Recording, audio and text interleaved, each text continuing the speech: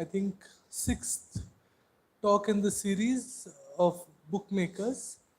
And the Bookmakers series is a part of CCT Conversations, when we invite uh, various kinds of practitioners interested or working on architecture, urbanism, environment, whole lot of the performing arts, whole lot of visual arts, and in fact, all kinds of practitioners.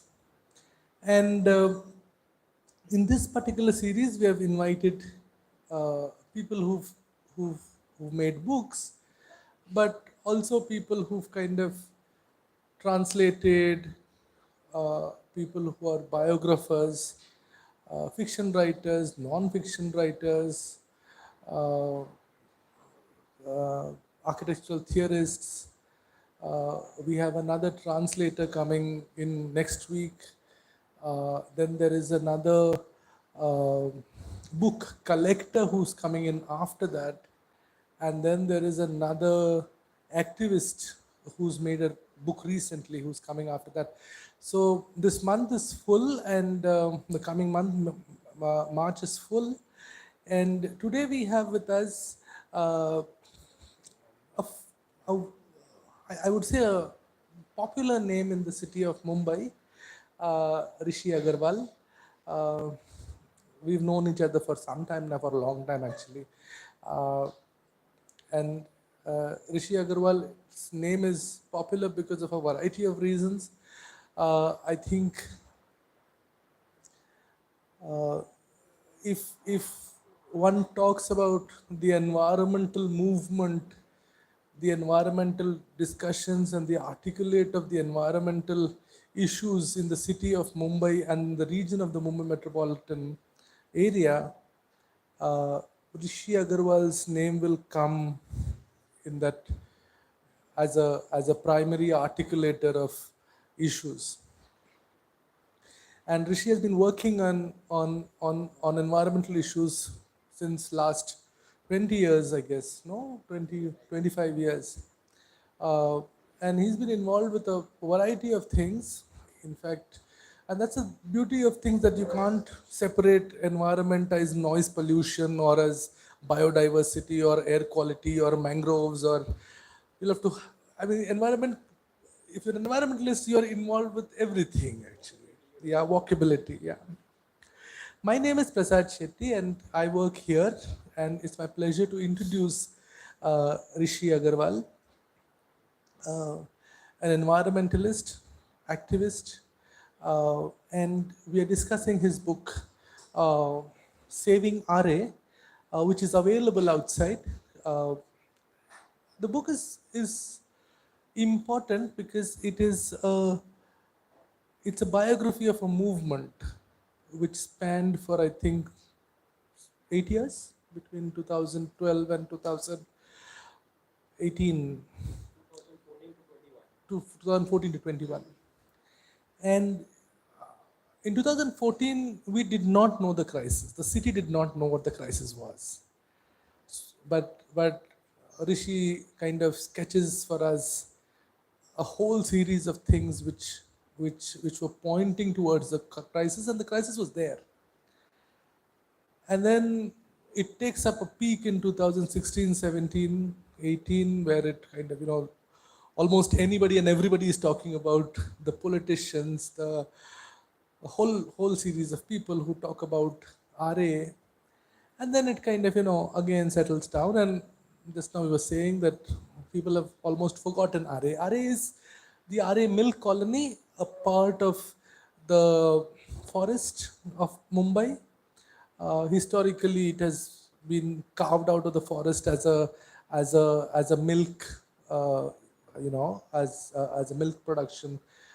One can call it an industry because it's a it has cow sheds and various kinds of activities related to the milk industry. Uh, and RA is also, I mean, there are many things that happened around RA, which uh, which I'm hoping Rishi will talk about.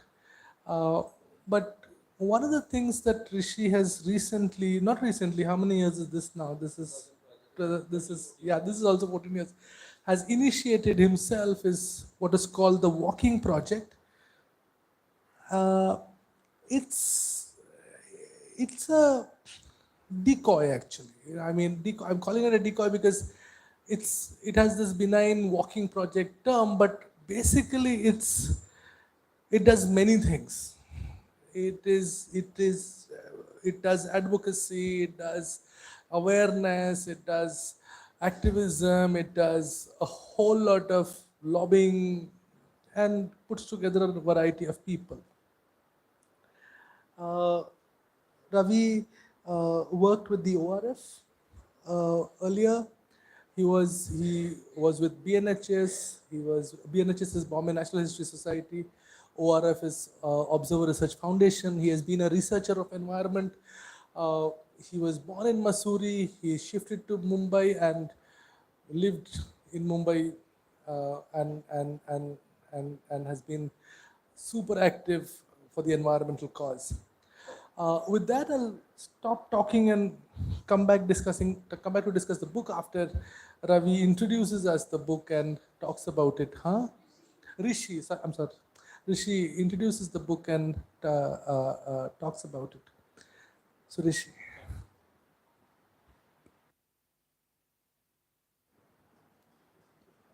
Hello. Yeah. So thanks a lot, Prasad, for that warm introduction. Thank you to the School of Environment Architecture. Thank you, Anuj, for coordinating all the faculty and all of you. And it's my privilege and honor to be sitting with you over here. I hope we make the event worth your while and it gives you some good insights.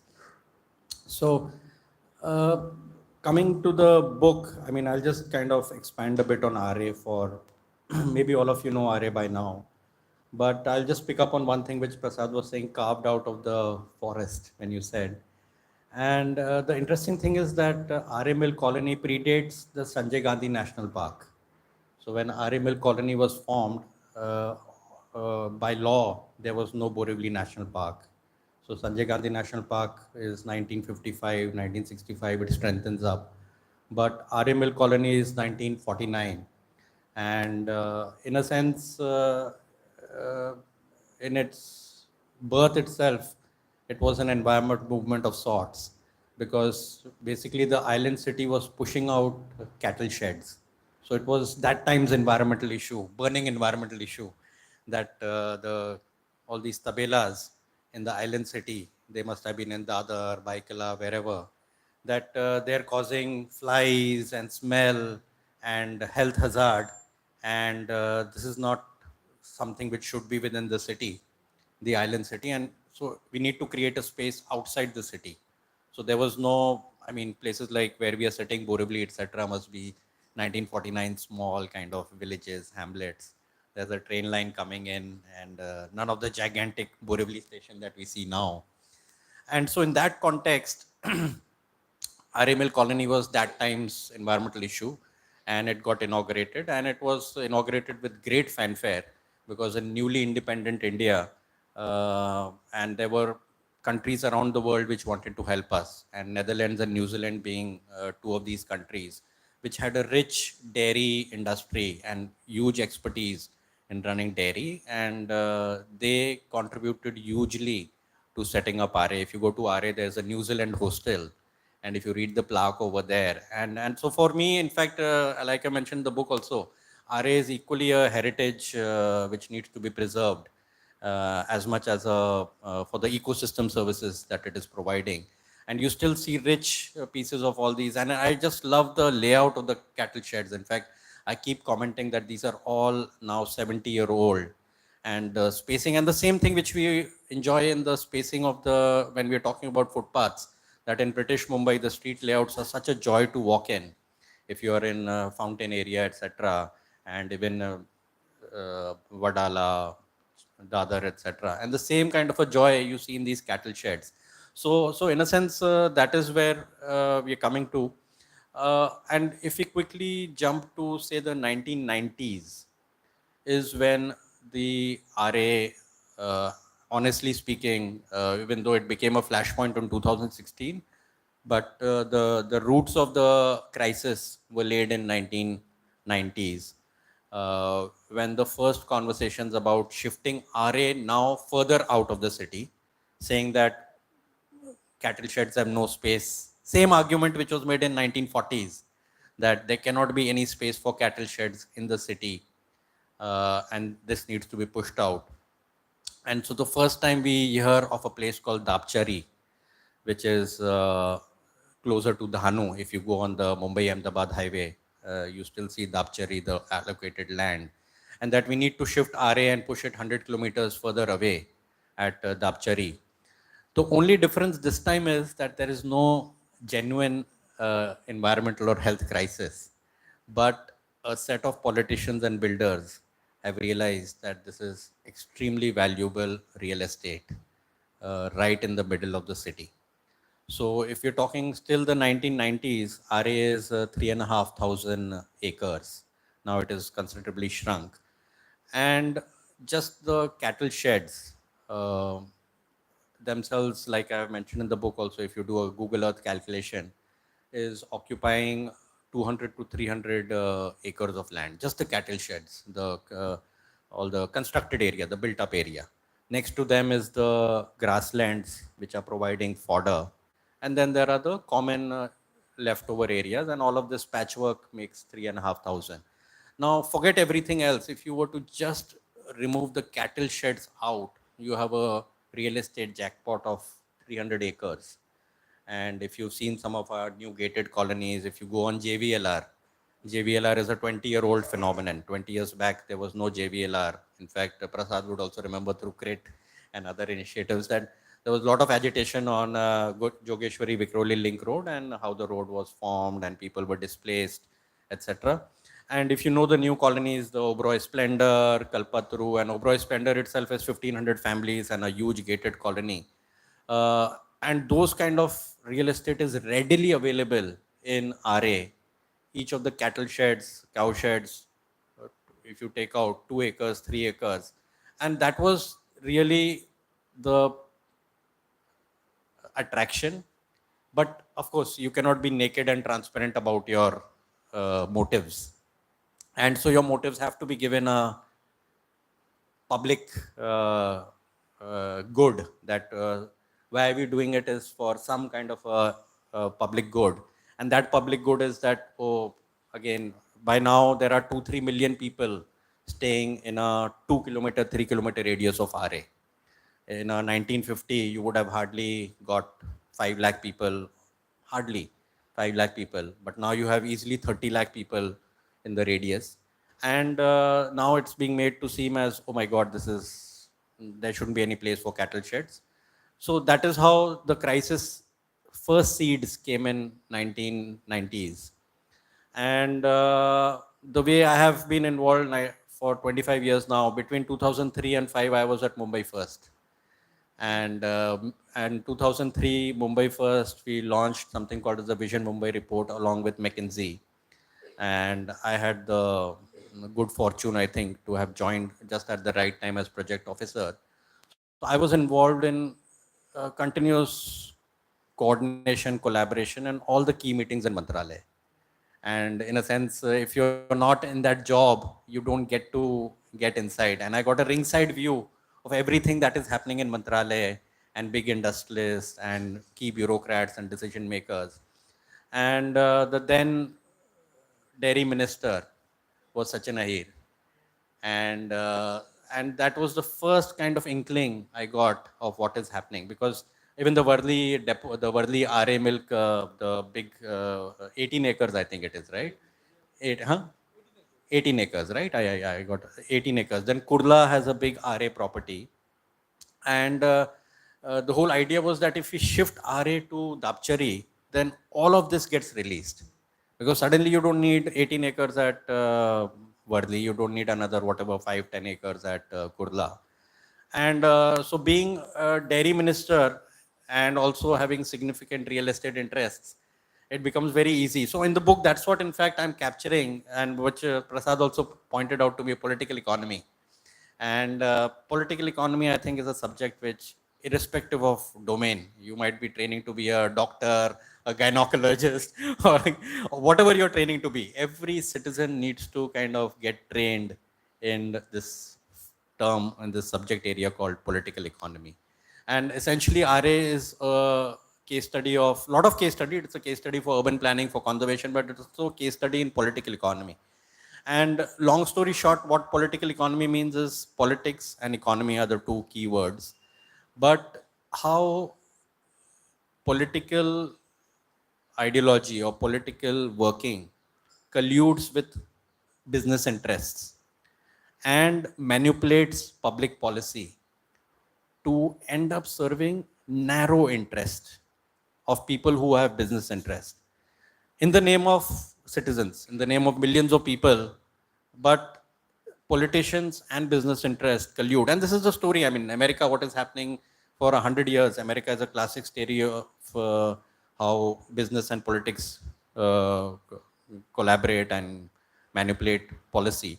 And so, in this case, in RA's case, but this is also, in a sense, Mr. Fatak, in fact, was very emphatic that the book is not about RA actually. It is a lot about lot of other dimensions of Mumbai's planning and functioning and civil society, which we've neglected for a very long time. And it is showing up as crises. In fact, in the book, I have mentioned that, where is that word I've said?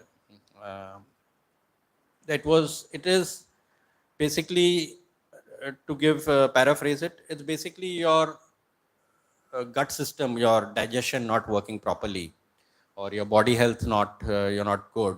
And it shows up as a skin infection.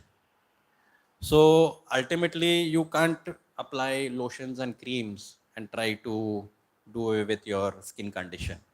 Ultimately, if your gut health is in a bad shape, and it could be anything. It could show up as a cancer, simple thing, any autoimmune disease, everything. But usually, you can't do pill popping, and which was essentially what RA campaign became between 2016, 17, 18, maybe till now. Also, I'm not any longer actively associated. But you need to go to the root cause of whatever the ailment is in your body, and address that ailment. And that ailment really has been the neglect by citizens. And also, like, while I was having tea with Prasad, and to Dushyant also I was mentioning that we really have no environmental movement left in the city. Because when I look, I mean, I think Anuj was asking me, what is the earliest event? Which one did you mention? The BT. Yeah, he was mentioning BT. But I was taking him back to 1970, that late Kishan Mehta founded Save Bombay Committee. And there used to be vigorous discussions during the 70s and 80s that Bombay is in trouble. And that's why the name Save Bombay Committee. It was not Save Mumbai Committee that time, it was Save Bombay Committee. And people like Daryl DeMonte or Sham Chenani, all you have to keep adding the word late, unfortunately, to their names, all gone. Devi Goenka, so many others during the 70s, 80s were vigorously trying to shape the city's planning. And there would be robust intellectual discussions, I would say, in the 80s and 90s. And I'm a product of 80s and 90s. And my earliest memories, including the times I spent at BNHS, were vigorous discussions on the state of the city. Everything from transport planning, air quality, carrying capacity of the city, waste management, per capita open spaces, bodies like City Space Nagar got formed in 99, 2000. Even UDRI, Rahul Mehrotra, others, everybody talking about the city. But it's only a small bunch of people who are talking, and a few journalists and editors who are concerned. And like I keep saying that the year 2000 was, I mean, whoever got to experience year 2000, it's a fascinating phase in the whole country, where the huge turnaround happened from the license control Raj, 91 shackles we broke off. And from the year 2000, India was like roaring to go. So there was no scope at all for anything to do with environmental discussions. The great Indian middle class was very clear. First, we need our lifestyle and our income secured. And if you guys are going to come in the way, we are going to just throw you out. There's no scope at all. The environment versus development, that whole false dichotomy that we said, was a roaring discussion 25 years back, because I was unfortunately on the losing side. and and the year 2000 was fascinating. In 5 6 years you had the whole offshoring, the BPO boom. 98 it started with Gurgaon first, with General Electric first setting up their BPO in Gurgaon, and that model succeeding, and then boom, massive boom. So you are having huge amount of American business offshoring into Mumbai, Bangalore, Gurgaon. Suddenly people earning fantastic salaries, and there is no scope, and everybody is like hungry. They're like, okay, my God, if I'm getting 50,000, I'm sure if I work well, 1 lakh, 2 lakh, 5 lakh, 10 lakh, different levels. People are jumping out of IITs, IIMs, every level, people are jumping into the economic bandwagon. And so there is no scope at all. People are saying, and when you talk about environment, people would associate environment with nice manicured European landscapes or America. And immediately the talk would be that, oh, but they have a $10,000, $20,000 per capita income. And we are below, I think maybe we must have been around 1,000 per capita in 2000. And that at this per capita, we cannot talk about environment. Environment is what you talk when you reach the per capita income of Europe. And somewhere in the book also I have mentioned, in fact, during the early stages of the RA campaign, I think it was March 2015, government of Maharashtra, and people, and we love to do all this twin sister city business. And which is that city in Germany, Munich, or not Munich, it's S. Um, Stuttgart, Stuttgart. So the mayor of Stuttgart is in Mumbai in March of 2015, and no less than Sayadri Guest House, if you all know, at Palabar Hill, is in the conference room of there. He is as a guest of honor. You have Mr. UPS Madan, who's then MMRDA chief, Mr. AK Jain, others, all the panel. I have got the photographs shared on social media that time itself. And and I've also covered the article in the book. But the mayor of Stuttgart is emphatic, and people, our bureaucrats are trying to pull him into usual things, FDI. And Stuttgart is the head of Mercedes, BMW. It's like automobile hotspot of Germany. And the mayor of Stuttgart is refusing to get drawn into our bureaucrats' discussion about, oh, how much will you invest in India and all of that. And he wants to talk about what makes Stuttgart economically such a magnet, and what are his strategies, and what the lessons he had for Mumbai if you want to make your city into a competitive economic. He said the world is globalized. He's talking in March 2015. He said, if I have to attract high quality talent into my city, I have to give them an exceptional quality of life. If I don't give them an exceptional quality of life, they will choose to go wherever, because these are highly mobile people. Their talent is as much as in demand in a Seattle in US as much as in a Sydney or a Paris, London, Singapore, Shanghai, anywhere. They're highly mobile. They just have to show their CV and anybody will hire them. So he said, what I have to do in Stuttgart is to provide exceptional natural recreation areas, exceptional walkability, cycling, public transport, and a very lively town center, which could be culture, so frequently organizing art shows, etc. Because this brand of people, they, once they've worked, etc., and they have very high incomes, then they're looking for nothing less than the best. And I immediately drew that analogy. In fact, I'd written an article for Midday, and I said, this is what the mayor of Stuttgart is speaking to our top bureaucrats and politicians. And Mumbai, if you all already know, has a pathetic per capita open space ratio of 0.01 acres per 1,000 people. So I don't know, maybe SEA can do for Borivali now what is our ratio, just for your neighborhood, 1 2 kilometer, how many people stay. And with this FSI boom that we've seen in the next 10 years, far more people are staying per square kilometer, and those kind of things. So this was his talk, that you need to provide your citizens with exceptional air quality, exceptional access to natural recreation areas, parks, walking, cycling. And in RA's case, that is the argument which we've already also been making, that the city is extremely concretized. In fact, with Dushyant, I was joking, we were saying, after such a long time, I'm seeing a compound which has mud in it, and that has become like a luxury, being able to see mud, feel it, and to hold it in your hand. Oh my God, this is mud. This is what it looks like. Wow.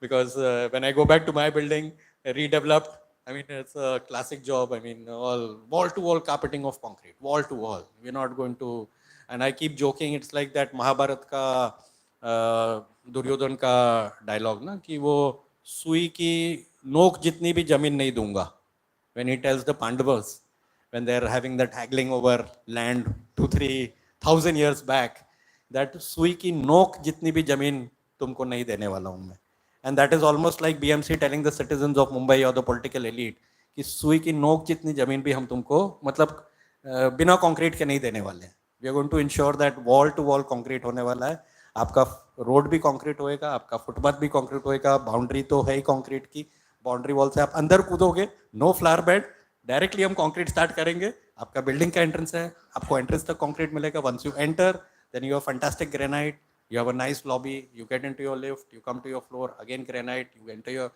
wall to wall so सुई की नोक जितनी भी आपको मिट्टी देखने को नहीं मिलेगी so I was like really overjoyed when I came into the campus and thank you sorry I'm digressing should I read something and maybe if there are some questions or this thing I had I'll go random I'll just read from the book and I was reading something in the metro while I was coming and I thought maybe I'll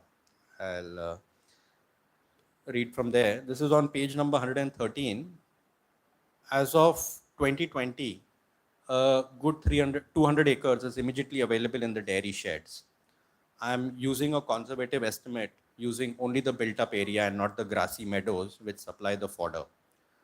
The 200 acres is easily the most prime of real estate and could develop spectacular gated colonies the like of which would be far better than the ones on JVLR. I hope everybody's seen the gated colonies on JVLR or even Pyavaihi Randani. So this is the most important part now. RA is a great case study to understand that the powers that the government has to classify how each and every square meter of land can be used. And any land use that the government may ascribe is not permanent. I'll elaborate on this. Any land use that the government may ascribe is not permanent. If linear projects can be driven through prime tiger habitats, then what is RA? And to add perspective, there has been an order of magnitude more hype around the tiger and millions of children having been educated about it for 4 decades. And we are yet to see even a scratch worth of strength in the environmental movement to prevent linear projects. I don't know whether you're all aware of linear projects, but I'll expand a little bit on linear projects. All those children have grown into adults who have contributed absolutely nothing towards creating political heft. They should have been the ones coming in support of the mangroves and RA. So, I'll just read one more para and then elaborate a bit. The power vested with the government is made to take decisions in the larger public interest, but more often than not, it can be misused for private benefits. More often than not, the public interest and the private interest are intricately linked. This is very important. A metro line or a railway corridor or road or port may have private contractors or owners, but are invariably serving the needs of millions of people. Without the public need, there would be no need for the project and no need for cutting the trees or whatever the environmental impact.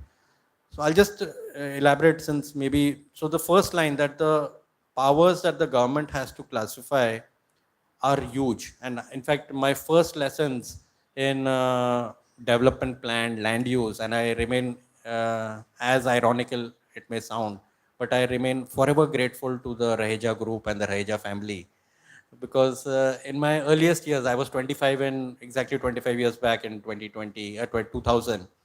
And from the time I started saving mangroves, 2001, 2, and I still vividly remember my first meeting or interaction with a Raheja group person. It's Feb 2002 in Leela Kempinski, that time, Penta, whatever it was. And Times Group has organized a meeting to discuss some environmental issue. And that's the first time I heard that phrase, that NDZ, you're aware of what NDZ is. It is no development zone. And this gentleman who's fairly senior in the Raheja group, he says NDZ means no development zone. It does not mean never development zone. Very clear. Very clear. And it immediately stuck my, I mean, I said, you don't need to be too educated, right? I mean, there's a difference between no and never. It's a huge difference. No development zone does not mean never development zone. And that time, in fact, while we were trying to save the mangroves, the big controversy also was about Malad and Mud, Erangel, Marve. These were all classified as NDZ areas, even RA as an NDZ area. And that's the time, in fact, those were my initial learnings, and we used to keep bumping into them because a lot of the work to save mangroves inevitably involved clash with builders, and you would end up bumping into them, and huge amount of learning. I won't get into the details. That should be half a book worth of material on its own, and I could write an absolute, I would love to write I mean, so much. In fact, that's one more thing, Prasad, which I keep saying, that I've been very critical of the naturalist community and the environment community. In fact, when I mention these millions of kids, tigers, I'm actually being critical of Bittu Saigal and the Kids for Tiger movement, Anish and others.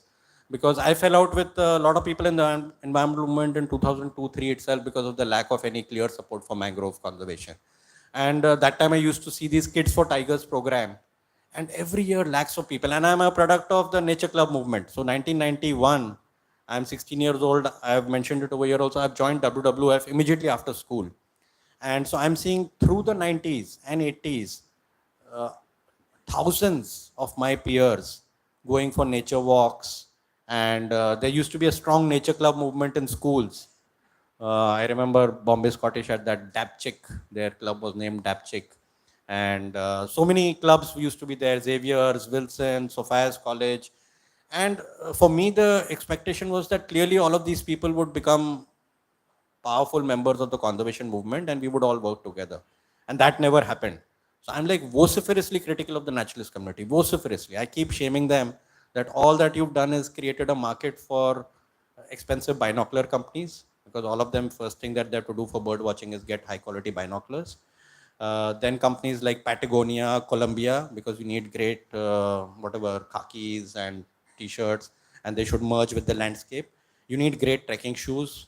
You need some great hat, and you need cameras, of course. You need to take photos. Everybody will take same damn birds photos 10,000 damn times, post it on Facebook. And the same argument that no, this will create nature education and this will create the pressure. It's not. It's not a matter of opinion. Now 25 years of data. 20 years back when I got angry, people used to say this guy's petty, he's egoistic, he's kind of, but 20 years of full data now, that 10,000, 20,000, 1 lakh people going out for nature hikes in Sanjay Gandhi National Park has not meant, even BNHS membership is stagnant at 4,000, 5,000 members. When I joined by BNHS in 93, it used to be all these old Parsi uncles and all of that and all of that. And I said, boss, we need new fresh blood into the damn organization. These oldies are not doing any good at all. No new fresh blood at all. So same stagnant membership, WWF. We formed Mangrove Society of India, Mumbai chapter 2002. And then I wound it up in 2012. I said, I can't do more of this. So by the time we wound up, it was barely 100 members. So sorry. So that's what I'm saying. These kids should have grown up into adults who contributed towards creating political heft. Just imagine if you have any of these groups which have 1 lakh members. 1 lakh members contributing 1,000 rupees per annum as membership and saying, boss, you hire the best of talent, best of lawyers. If there are 36 MLAs, make sure we hire 5 people who are continuously garrowing them and petitioning them. They're just standing outside their office. And that's what builders do, right? And that's why I have deep appreciation for the Raheja family. I mean, everything that I've learned in life, I would say, on urban planning is just the Raheja family. Everything. I could actually, Chandu bhai and everybody's, I could keep a frame in my, not my dad's, late dad's, but keep Chandu bhai's frame and garland him and do Aarti ki boss. I mean, amazing brains, yeah. From the 60s, whenever they started the Raheja family, the way they have deeply penetrated the whole system and their work is exactly what we should have done. We should have had deep political heft where every single IS officer we know we are petitioning, every single politician we are petitioning, none of that happened. And neither will it happen, unfortunately. Much as I might sound depressing.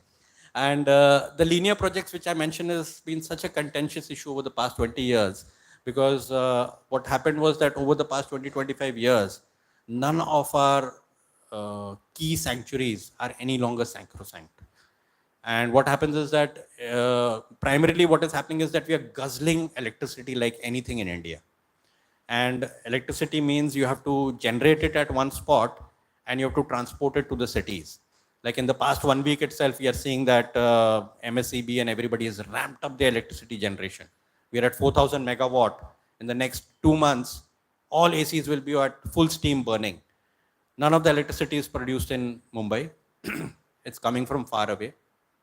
You need to set up, and your capacity needs to keep upgraded.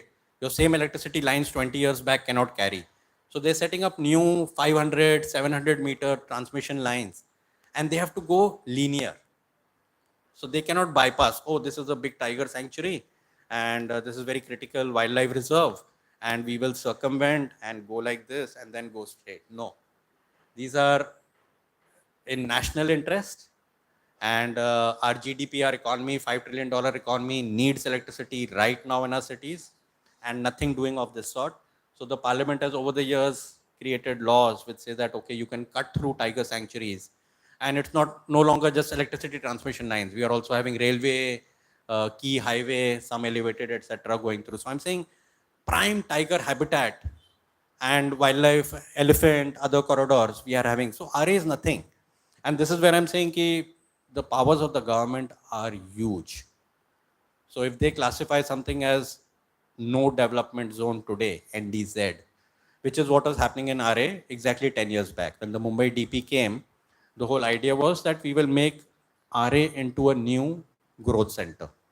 Like BKC at one time in 70s, the decision was we will create BKC as a growth center. Growth center is where you concentrate economic activity in a huge manner, because then it creates economies of scale, and from a GDP point of view, it is extremely beneficial. So yeah, that was one thing. What else do I want to read? I'll read something from the October 2019 Maharashtra elections. This is on page 87.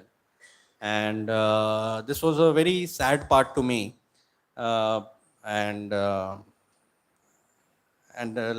don't know. So I start with a quote during that year, that when Uddhav Thackeray became the chief minister, this is a quote he gave to NDTV. I am the first chief minister who was born in Mumbai. It is going on in my mind what I can do for the city. And I found it kind of a bit ironic, amusing, and that's why I've captured it over there. So maybe the only real outcome from the RA campaign was the role it played in providing Shiv Sena leverage and the numbers in the October 2019 Maharashtra state elections, and for the Thackeray family to get its first chief minister. So in a 70-year, 60, 70-year, I mean, Bal Thackeray was known as being a remote control. So whoever could be the chief minister and mayor, but this was the first time they actually stepped into the ring and said somebody from the family will be a chief minister. And I don't know how many of you would be aware, but 2014-15 to 2019 was a very acerbic and a very tumultuous time for the BJP Shiv Sena partnership. And they were like really, I mean, it was just a partnership on paper, but in truth, they were at each other's throats with knives. So it was not a good partnership at all. So yes, the machinations and tussles of November, I won't read that para. For me, it was saddening, ironic, and yet amusing. A campaign which was so close to my heart, which I had nurtured in those early years, where I had sparred early on with the local Shiv Sena MLA, who was firmly for the car shed and other damaging developments in RA, would finally turn out to benefit that very political party. The irony and sadness was lost on most of the RA campaigners in those days. Nobody was even aware of the early days of the campaign. And early is not too early. It is just 2014-15, which I've also covered in big detail. But people in 2019 were not aware.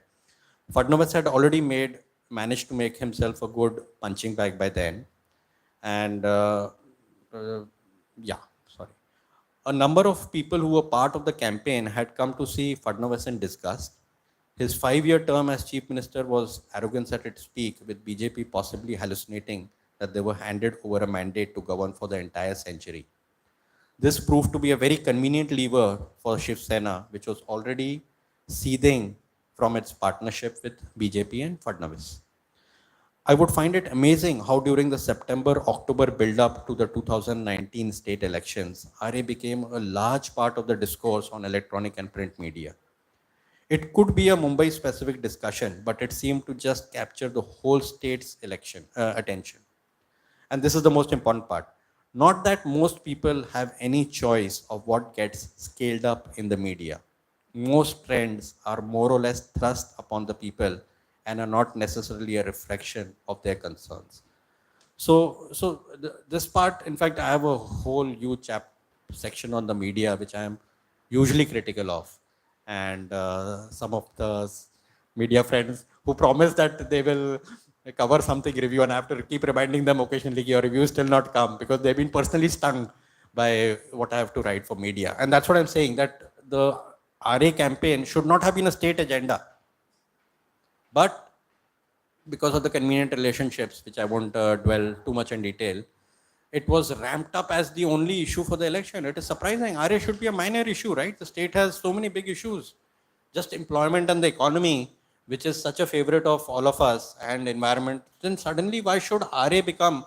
But it was an incredible phase of the city, I think. All of us remember how for 2 months, television discussions, I've been part of some of those discussions, were thick with discussing RA, with Shiv Sena and Uddhav Thackeray and Aditya clearly going all out to grab all the brownie points, and which it was a very successful thing because they actually honestly won the election on the RA ticket, which played a really big role in getting them over. And there are bits and pieces. I won't read everything. I'll maybe come to the early part of the campaign, one thing which I've marked over here. And let me know, Prasad, if I need to. I'm just coming to, 1 second, I had marked it. The events of 2019. Yeah, there is on page 36, November 2014.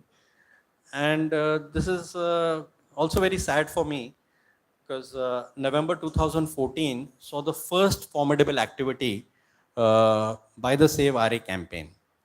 This laid the foundation for the growth of the RA campaign into what it was to become.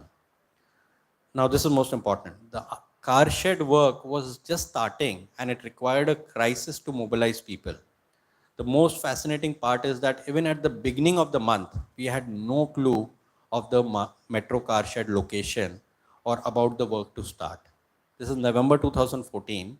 And before this, I have already captured that the big threat came in July 2014 from Goregaon Link Road. So I won't get into that too much of detail, but it's in the book. But Goregaon Mulund Link Road, as you know right now, and maybe all of you are following, the tunneling work has started, is passing through Goregaon and Film City Road, and then touching Sanjay Gandhi National Park and boring a tunnel through. But in July 2014, the RA road, which goes through center of RA, was handed over from the Public Works Department, PWD, to BMC after a 30-year period. And people used to get fed up of the potholes on RA road, and PWD was doing a shoddy job, and it decided that we will give it to BMC, and BMC will do a better job. And the moment it came to BMC in July 2014, the first thing they did to announce was that we will use the RA road as the Goregaon Mulund Link Road alignment. And the alignment was ridiculous. It would go via RA, touch the tip of Powai, then at the what's the name? The big water facility they have over there. It would turn, it would get into the water facility, go within BMC premises till Bhandup and come out at Mulund. So it was like a U, a V, U, whatever, like this. Start from Goregaon toll Naka at Western Express Highway, get into RA Road, go south, touch Pawai, then start going north, touch Mulund, Bhandup, Mulund, and come like that. And it was ridiculous. I mean, I said, and the immediate plan was to 4-lane it, which means 2,000 trees on the RA road itself were immediately bound for cut. If you've seen the RA road, it's just barely 2 lanes, just almost like a single lane. And only 2 people got like paranoid and panicked about it, Manish Gadia and me. So Manish, that time the Facebook group of RA had 2,000 members, and bulk of them were into all the sharing photographs of bird, etc., which was of zero interest to me. And but that's the only activity which used to happen. And then Manish suddenly posted, "Ki boss, see, I've seen this notice." They had put up a banner, and he posted that notice, photograph of the banner, and we like, my God, we understood the implication that from 1 lane becoming 4 lane, it's first is trees, but overall character of the area is destroyed.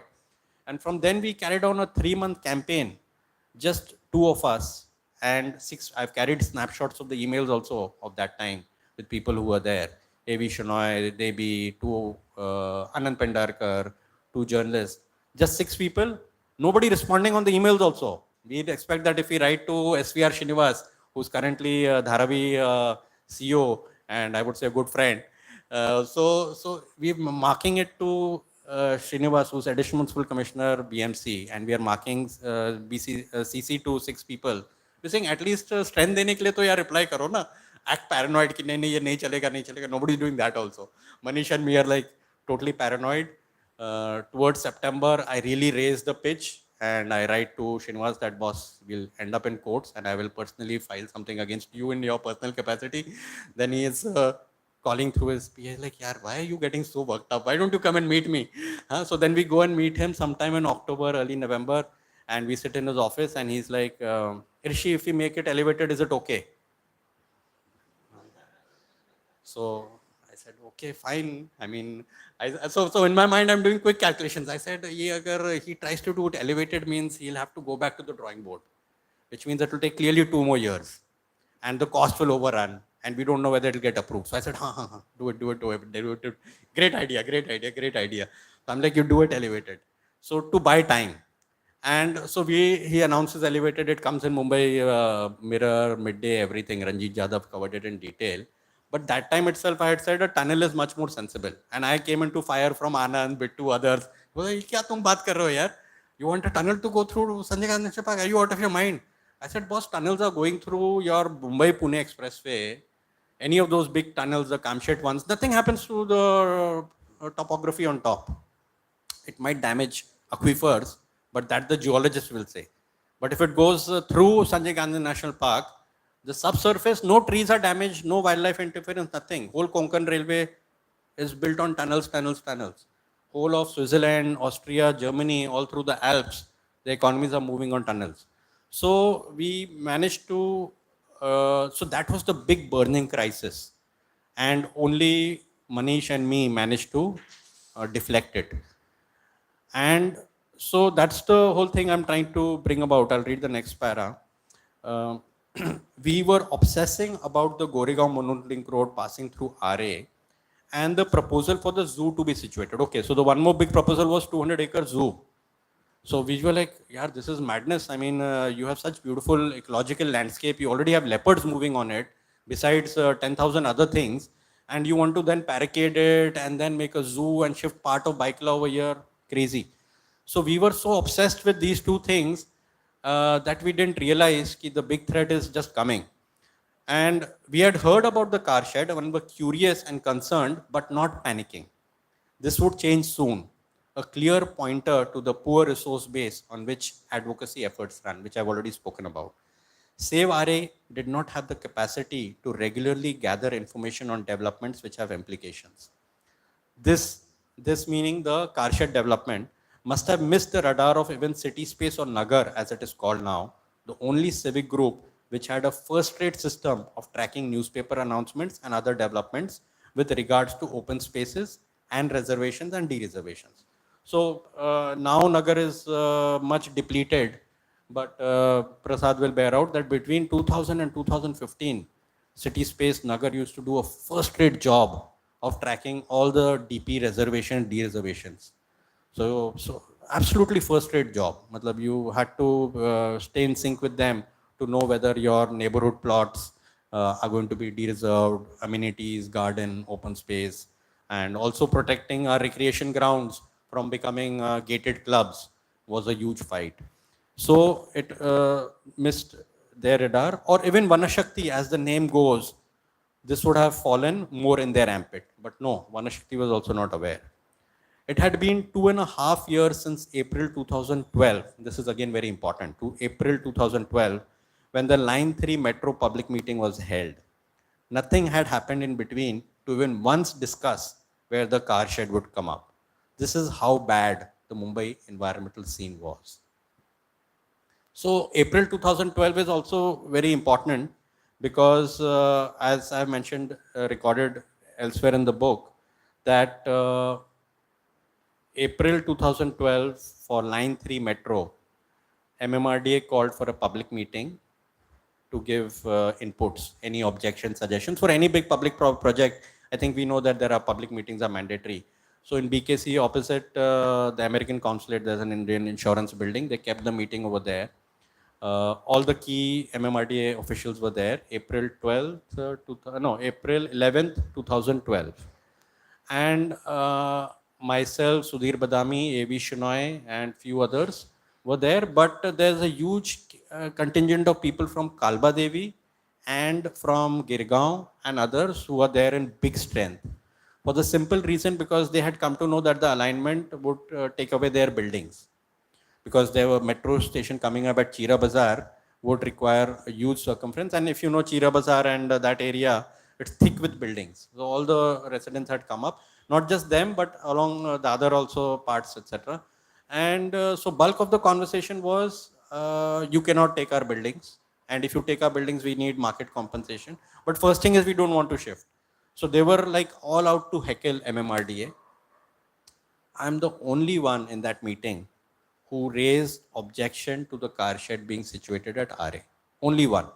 Because Shenoy and Sudhir raised on transport grounds. Because Sudhir is like, if you know Sudhir Badami, paranoid about buses. So all of us were paranoid about buses, we were carrying, but he came here specifically to object to metro and his favorite being BRTS. So he was there solely. I'm the only one who objects to RA car shed and raises another question that if you're going to do tunneling for 33 kilometers underground, you're going to scoop out a lot of earth. Where are you going to dump it? Because this is also a coastal city, CRZ is an action. Are you going to dump it into the sea? Because then it's a CRZ issue. We'll object you on CRZ. So these are the two things which I raise. Immediately after the meeting, I speak with Clara Lewis from Times of India and Ranjit Jadhav. Ranjit you might be more familiar with. He regularly covers RA for midday. Both of them very succinctly carry my views in the paper next day. Page 3, page 7, I remember. It's out there in the public domain, Rishi Aggarwal objecting to RA the car shed being situated in RA, and 5 million cubic meters of tunneling the earth, what is going to be done. And the way my life was that even after raising that objection, I was at WRI that time. And in May, I had a scrap at WRI, I left it immediately. I rejoined ORF. And I founded a walking project in 2012. This is what he was talking. So I founded, because by 2012, I was burnt out with the mangrove issue. I was like sick and tired of the city giving no support. And 10 years, I had made 5 attempts to hire project officers. And everyone I have to leave after 3 months because salary nahi tha dene ke liye. So every time I hire a new project officer with enthusiasm, I'll go back to the same circuit of friends. Everybody will put in 5,000, 10,000, whatever. And we are able to keep a salary for 3 months. Imagine I'm hiring one of you guys, you're excited, okay, we want to save the environment and we'll work with this thing. But of course, nobody can work free if you're doing a full-time job. And we say some meager salary will give you 25, 30,000 kind of things. And then after 3 months, boss, we don't have salary to pay you. Please go. So I had got fed up on the mangrove front for 10 years doing this. I said, I'm not doing anything and I'm not taking up a contentious issue. I said walking is also an environmental issue. And I don't think anybody in the city can say, no, we don't want a walking friendly city. So I said, I don't want to be in a situation where with Chandu Bhai and others on the other side saying, अरे ऋषि ये क्या पागल कर पंथी कर रहा है, इसको cancel करो, CRZ को हमको dilute करने का है और हमको सिंगापुर शंघाई बनाने का है. I said, this is an agenda which developers will also agree. Mr. Niranjan Hirandani, who's incorporated a lot of good walkability in Powai, the urban realm, he would also say, yes, we need a walking friendly city. On other agendas, we might clash that, oh, in your Panvel project and this project, CRZ, but walkability. So I said, let me take up an agenda which is unifying. I got active with walking project. I had not much time for RA. And honestly speaking, that time the coastal road was a very big burning issue. So I was very active on coastal road, even though I was fed up and burnt out with mangroves and CRZ, but we put up a very tough fight during those 2-3 years. And like I'm mentioning over here, that's the whole thing. That's why I'm saying this is how bad the environmental scene was, that we didn't have anybody that between April 2012 and November 2014, when the dumper trucks finally rolled in, there's like a phalanx, 20 dumper trucks, 4 Poclane machines, all on the rib, on the perimeter of the this thing, the car shed plot. And that time it was still verdant green, like grass. And elsewhere in the book, in fact, I don't know where I have mentioned, I should bring that also, but you must have read, right? So this plot is particularly dear to me, or was, because like Prasad mentioned, I got to be born in Mussoorie and spend my childhood in Mussoorie. And through a lot of unfortunate these things, I came to Mumbai in 88 when I was a 13-year-old. And while my father's business was bulk of it is South Bombay and we'd never stayed, but I've mentioned, and my family is unhappy with all the personal details that I've got into. But in a sense, my father wanted to give my mother a punishment posting. And so he threw us into, my parents' marriage was a disaster from get-go. So as a punishment, he put us into Bhavani Nagar, Andheri East, Marol, which is absolutely on the border of RA. And as a compensation for being uprooted from Mussoorie, I found a great place to, as a natural recreation area. And I mentioned my friend Sudesh Karnik, whom I met over there, and we bonded much in our love for the outdoors. And Sudesh and me, during Sundays, whenever we get free time, would hop off from Marol into the pipeline road and go up till Vihar Lake or till Picnic Point. And this is 1989, 1991. And so my first view of the car shed was sometime in 1990, when there was no Jogeshwari Vikhroli Link Road, no Line 6, nothing. You're just walking straight. And now it is a tunnel. Now it is, you go below it and a lot of these things you do. But the moment you cross what is now JVLR, you come onto this spot after the BSES electricity substation. And I remember that site, I mentioned it over there, to the verdant site, few people cutting grasses, lot of egrets, pond herons. And for the next 1 or 2 years, me and Sudesh would frequently be there. From the cacophony of the city, that was a big relief. And so it was a very personal blow to me when in November 2014, I'm seeing these 20 dumper trucks and 4 Poclane machines standing on the periphery. And it was almost, I mean, by that time I had 15 years of experience with environmental litigation. And I realized that there is no way we'll be able to stop it that time itself. But it was just like a auto reflex, ki boss, we'll have to give a fight. And so for 1 year, 2 year, I was in the campaign, after which I dropped out. Because like I've written in the book, it was fate accompli by 2016. And I'll also maybe, since I mentioned Vanashakti, I fell out with Stalin in a big way post 2016-17. Because like I mentioned that even Vanashakti didn't notice all of this. So Stalin is active from 2008-9 when he joined BAG, then he fell out with BAG. Then Vanashakti got founded by Meenakshi Menon and others in 2010. And they're doing a fantastic job of preventing mining in Sindhudurg and a lot of other things. And like their name is Vanashakti. But Stalin came into the campaign first when I invited him for the public meeting, which we kept on 24th November 2014. On a Sunday, we kept the first public meeting. And that's when Stalin enters. And I have a deep disagreement with not just Stalin, but everybody on the judicial approach. So I'll just read something. I don't know. I think we've overstepped the time, right?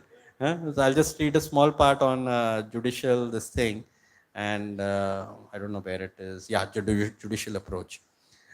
Uh, so I think since almost 20 years now, I scoff at judicial. This is page 156, judicial approach. I do not understand the relevance of the judicial approach in matters like RA. Over a 2 decade period, the trajectory of judicial interventions on important civic and environmental issues in Mumbai is well established. It is not even a matter of my opinion. It's not that opinion. The facts are out there about the effectiveness of this method of intervening in environmental matters.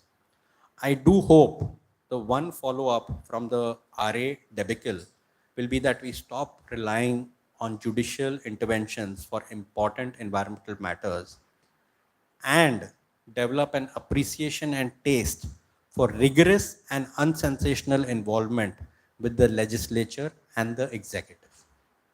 So, and again, I'll read the other part. I lost interest in legal recourse around 2005. I had seen enough of PILs by then and observed the behavior of courts. I had also begun to find something sinister about media reporting of court matters, which is a very long commentary on its own. Uh, how does one seek relief in a case where we know that the dairy industry is insidiously being sabotaged? I mentioned how in 2005 they had plans to shift it to Dapchari. So if you are aware of the millland issue, so there is little that the court of law can do in this case. What relief were the courts able to provide in the milllands issue in central Mumbai in 2005? Ask Debi Goenka and BAG about it. The relevant rules which could facilitate the change in formula were cleared by the legislature between 1999 and 2001. This is most important. The courts only interpret the rules. Is it surprising that so many unprincipled people want to become politicians? But public memory is short. So Milland issue was a roaring issue in 2005. And none of these Lodha Park and Phoenix Mills was there, of course. It started as Fire and Ice as a big discotheque in 1998, 99. And, but none of this was there. It was 600 acres of land in the center of the city. And Charles Correa, if you've read the report, all of you should read the report. In fact, at Bombay First, I got to see the original Black May 3 size. What a beautiful illustration, and it was a fantastic report. So the Charles Correa Committee 1950, 1995, 96 recommended that 600 acres of this land patch in central Mumbai should be made into 200 acres for public housing, 200 acres for open spaces, something like a huge central park in the middle of city. Imagine Tulsi Pipe Road with Central Park. I mean, bits and pieces because already the right of way was shaped. And then 200 acres should go to the mill owners. Because the clear thing was that this land is not owned by the mill owners. This was given as a lease by the British in 1900. And by 1995, 99, the lease was coming to an end, the 99-year-old lease. And once the lease expires, entire 600 acres goes to the government. Very simple. There is no dispute legally on this, no interpretation at all. The leases are exactly like that. Between 99 and 2001, they worked with a lot of our great politicians, one of whom is no longer there. And they changed the laws by Maharashtra state legislature, changing the formula, saying that the one-third formula will not apply to the built-up land of the mill. It will only apply to the open space left in the mill. So if a mill is 10 acres and there used to be cotton production and a lot of people employed, and out of 10 acres, 8 acres was the built-up shed. So supposing we are sitting at School of Environment Architecture, you leave out the building. You only take that muddy compound, which I got so excited about. So वो जो muddy compound है, उस पे you can do one-third. Not the building. The whole building as it is will go to the mill owners. So they will get, if from 10 acres, the mill is on 6-7 acres, the whole 6-7 acres will go to the mill owner. but they can do whatever they want to do with it. The balance 4 acres will be divided one third, one third, one third. So उसमें से भी 1.3 or 4 will go to the mill owner, 1.3 will go for public housing, 1.4. So they change all this between 99 2001. Very few people knew about it. There was some agitation, that 33(7) and all that.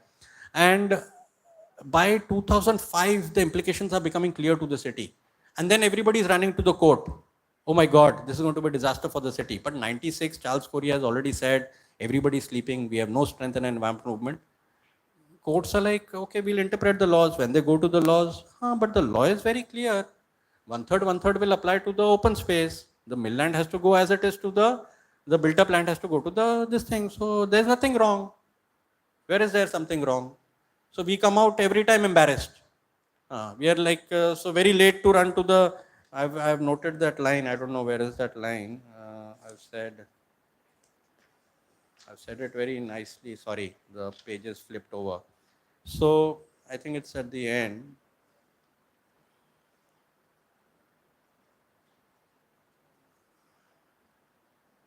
I think the judicial thing itself is very good. Lot of historical anecdote. Sorry, I'm missing. I should have marked it. So basically, what I'm saying is that if you come late into any of your campaigns and you go to the court, then all that you get is embarrassment. All that you get. You never get a victory. You never get a victory. All that you get is embarrassment. Where everybody is soon laughing about you. Are you guys don't even know how to read the rules. So what has happened is that the rules have been changed by the MLAs and vested interest. So judicial approach, I think, never works. Maybe I'll stop here. I don't know. I could keep reading and keep reading, but maybe we can have some interaction. Thanks. And if you want to read something. Thanks, Ravi, Rishi.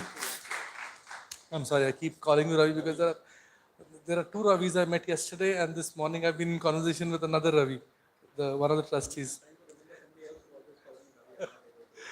So, no, I mean I read the book. It's personal. It's angry. It's critical. It's all of that, and it brings about it gives you a sense of the movement, and it kind of and the overall environment movement with keeping RA as a hinge.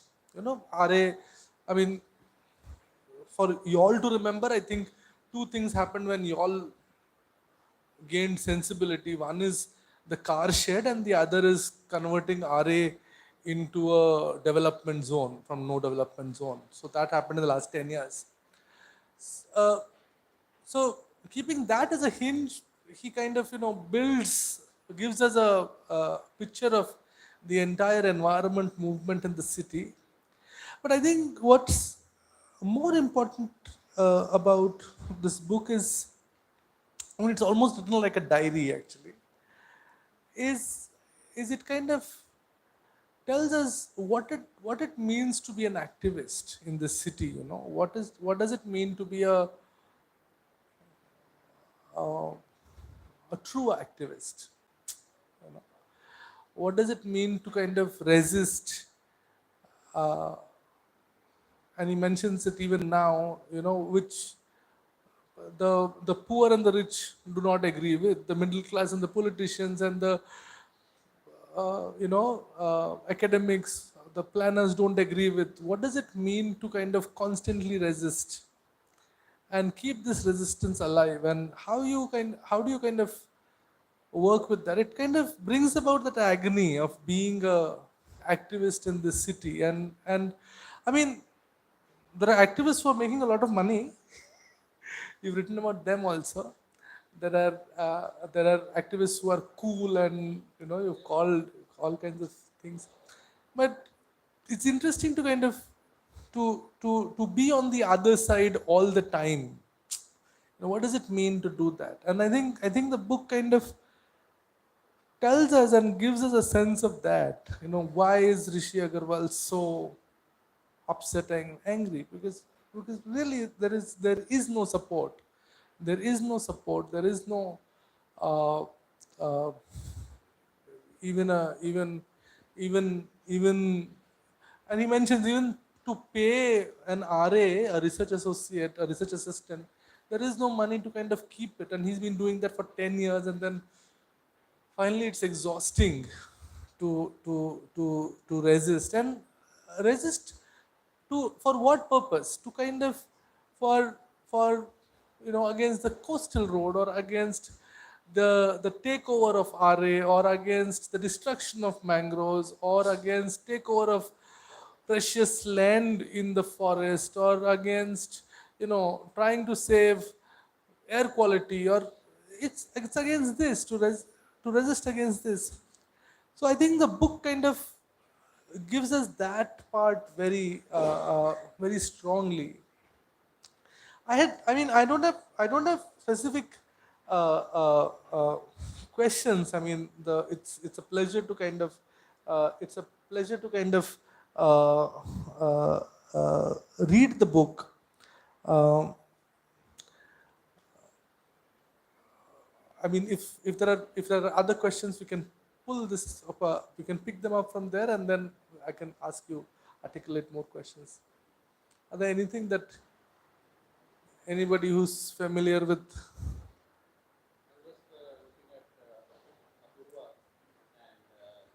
Working, right? Yeah.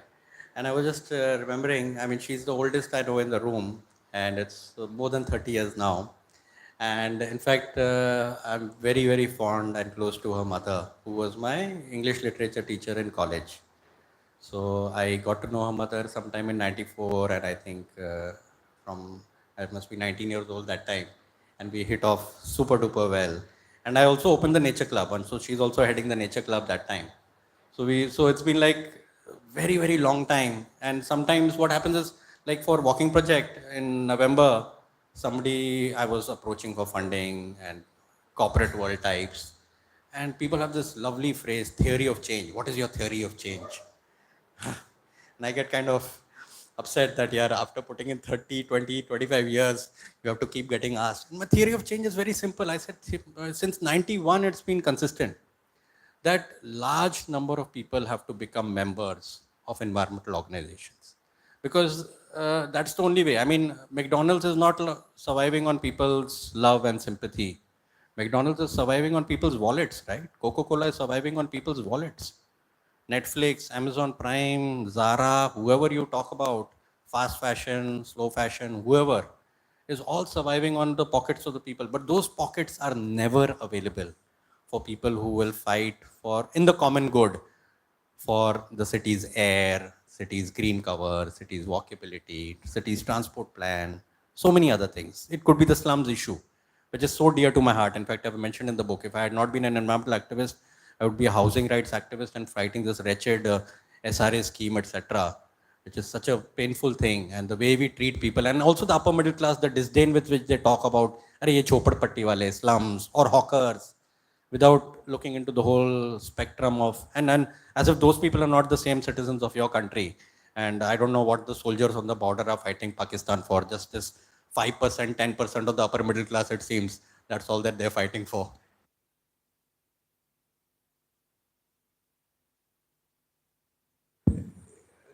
He mentions the distrust with the judiciary.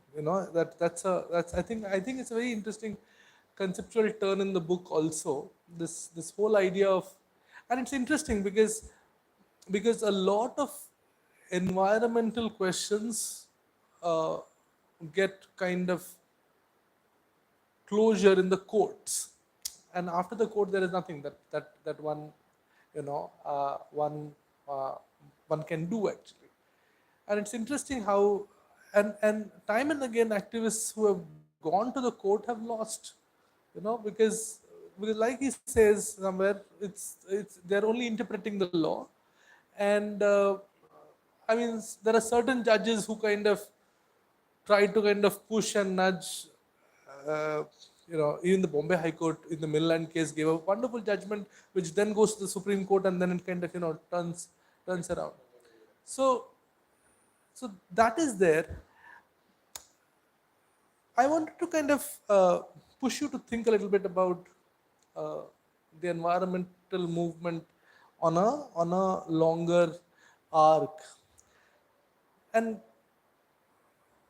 respond to this whole idea that the environmental movement is located in the discussion around environment, which has changed over time. I'll kind of elaborate on that in a sense that in the 70s, 60s, 70s, it was. I'm not talking of Bombay specifically. Bombay, of course, has been. I mean, it has a local flavor, but it was about it was about deforestation. It was about saving the. It was about tribal rights. It's about land rights. In the 90s, the climate change turn happens, you know, and in 2000s the green and the carbon discussion start, and now there is a whole technology has come as savior. Even, I mean, even when Srinivas says, whether to make it overground or underground, it's basically a technological thinking of how do you kind of work through environment.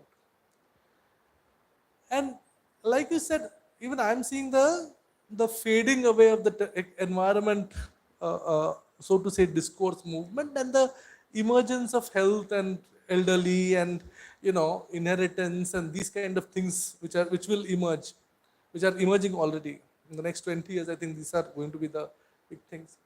But if you start looking at the environment movement in this arc, of course, Bombay has its local flavor, which is against the Vadias, the Godrej, the Tatas, the Rahejas, the Hiranandanis, and all of those things. It is real estate, anchored, and there is a lot of all of those things. But there is a definite shift, and in that sense, the industry, the academia, the politics has played a role in shaping the environmental movement. And it was, I mean, in that sense, it was always kind of responding to the currents which were shaping it. So, like you said, you don't bother about which species or what things, and but you're looking at a slightly different optic from a distance. So if the environment movement is changing and shifting, and it's kind of it is and our coordinates of thinking about whether are we saving land rights, or are we saving the mangroves, or are we saving the forest, or are we decreasing carbon, or are we trying to get better electricity, clean energy? I mean, there is a shift, definite shift, and it's a time shift. You can map it on a time horizon. Then which is the environment that one is talking about? Where is this? What is the sense of environment? Point, and which is a matter of deep thought and discussion on its own, because like we keep saying, environment is like such a complicated thing, and it's almost like an everything agenda, because you will start with, and in fact in the case of walking, I call it the everything agenda. I said it might seem simple. I mean, what walking? Yeah, okay, we do it walking. Walking is a climate agenda. If you want to wear a climate lens, then it's a climate agenda. If you only want to work on gender issues, it's a huge gender issue, a safe, convenient walking. If you want to work on heat stress, that summers, etc., then walking is a heat issue. All your poor people, etc., continuously walking. You need to have tree cover, etc., etc. So similarly, for any of our other issues, they're complex, deeply interlinked, and have time scales, unfortunately, which are not captured in these quarterly report kind of a thing. And which is also the tragedy with climate change, right? By the time you experience the full blow of all the impacts. In fact, I just tweeted 2 days back, if you all know Roxy Cole, he's one of our key climate scientists. What a scary graph he produced. He said our oceans typically remain hot for 20-24 days in a year. And that's the term. Let me just grab that term for you guys, because I mean, much as I don't, I mean, I have a love-hate relationship with jargon. So, but jargon is so beautiful because it's not opening right now. Forget it. So he says that 20 mean days when the oceans are hot, and the next 30 years, as the scenario they're modeling the climate emissions, there'll be 200 days of hot temp when the ocean is hot, because the oceans are also a great carbon sink, and all the acidification etc is the surface call it temperatures on land are increasing, but the mean temperature in the oceans is increasing, and 200 days of hot ocean is going to be a disaster which we cannot even imagine fully. But this will all happen somewhere in the future. Right now, we have shiny Line 3 metro, which you can ride. You can experience the coast road. You'll have a gold line, which will go connect Navi Mumbai Airport and Mumbai Airport. And there'll be a lot of shiny malls, everything. Life is good. So the environmental issue, this is the complexity. It is too intertwined. You pull one thread, the whole thing falls on your head. So nobody wants to pull that one thread. The whole thing will fall on my head. Or you pull one thread and one thread only thinking in oblivion ki other connected issues, which is a problem with environmental side also. And the long term is like too long term. I mean, my last point in this, I mean, of course, I would open. There's just like uh, the environmental discussion has been framed through a judicial language. You know, yeah. What are the other languages possible? The other language is clearly health and well-being. Simple. I'm staying in the city. My health, like I mentioned that Stuttgart mayor, right? He's very simple. That my residents, my very highly productive workforce wants to stay in a city which is humane. Mumbai by no standard can be called as a humane city at all. That whole spirit of Mumbai, it's half of it is majburi. 50% is clearly majburi. And then of course there are elements of Mumbai which are really special and very dear to all of us. But 50% is majburi. So I'm saying if in Borivali, why should people discover that our per capita ratio is this much? Then there's no point in keeping going to the judiciary, right? You need to work with your MLA. You need to work with your councillors, your MP. Sit down with the rule book, sit in this kind of a room, do a town hall. Town hall is my favorite way of addressing issues here. Why go up till the judiciary? Do a town hall, call your MP, MLA, sit like this, do a chit chat. Instead of having 5 residents, have 500, 5,000 people sitting. Immediately your discourse changes. The whole idea of the legislature is that, right? These are representatives of the people. Representatives for what? I've mentioned over there in the book, you must have said, people hardly take interest in civics and history during their course. I mean, my peers get angry with me when I blurt out on Facebook and kind of keep embarrassing them directly or indirectly. But I said, during school, etc., nobody took interest in civics, history, etc. Everybody is नहीं PCM में इतना मिलेगा तो मैं इधर जाऊंगा उधर जाऊंगा आज मैं अमेरिका में बैठूंगा आज मैं ऑस्ट्रेलिया में बैठूंगा. That's it. Nobody is using your, and my favorite quote has been and unfortunately in the environmental term it should not be, that the government is like an axe. If you hang it on the wall, it will rust. So from an environmental, the metaphor is bad, but it's like a tool which you need to keep using. If you don't use it, it rusts. What does it mean? When it starts rusting, you have things like my good friend who's now from MLA moved to becoming MP of the RA constituency. And they start using the government and the legislature for their own personal good. They neglect public good. They are the ones who will then change the laws in the legislature, which the judiciary will then interpret. Judiciary is effectively, like I said, it interprets the law, right? The Indian Penal Code or the Bharatiya Nyaya Samhita is very clear. वहाँ पे लिखा है. अभी मेरे को गुस्सा आ गया प्रसाद के ऊपर जोर से, I just bashed him up. भारतीय न्याय संहिता is very clear. Judiciary will not कि आपका state of mind क्या था. It is recorded on camera. You did this. ये section के अंदर आपके अंदर ये होएगा. You will go to the jail, fine, whatever, clear.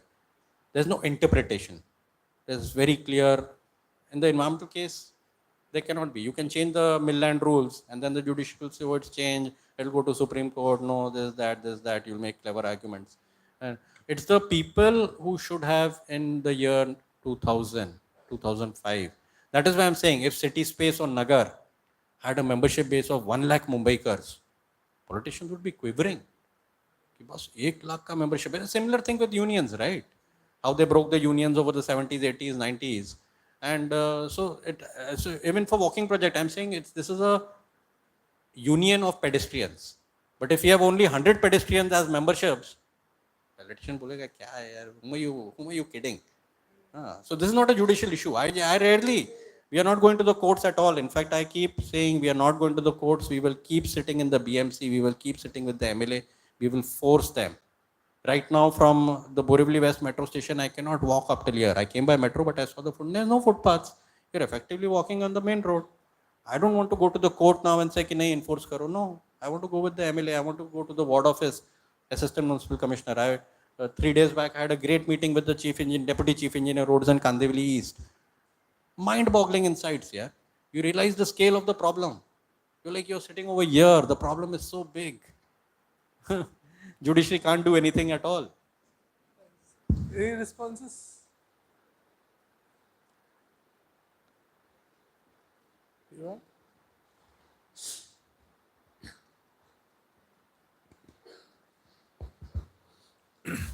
Thanks for your wonderful talk, Rishi. I mean, I'll start with the three points, maybe questions. The last sentence that you mentioned, if not an environmental activist, I would have been a housing activist. I'm just wondering if this framing of either an environmentalist or a house activist itself is where the problem lies, that Mumbai's environmental question is actually a housing question. And if one frames it in that manner, could we see things in a different way as against separating the two? Because you see all around the city, there's so many people talking about the environment, and you ask them question about housing, because what is it going to do to people who get affected by their plans? They say that's a separate issue. But is that central to the question of the environment itself? And even the Milllands case, it was framed as an environmental question, but also has the centrality of the housing question. And secondly, if it becomes a housing question, can it be pursued within the frame of rights? So that's the first point. My second point is just regarding the conceptual issues. Let's take the question of the forest. The forest is a concept. It's a land use, but it's also a concept. And the way it kind of gets firmed up in colonial rule, it separates. It kind of you think the forest is seen as a place which is outside the city, so to speak. That it's a place where there is nature, not the city. And if you enter it from the political economy frame, you will see corruption, you will see all kinds of problems, vested interests.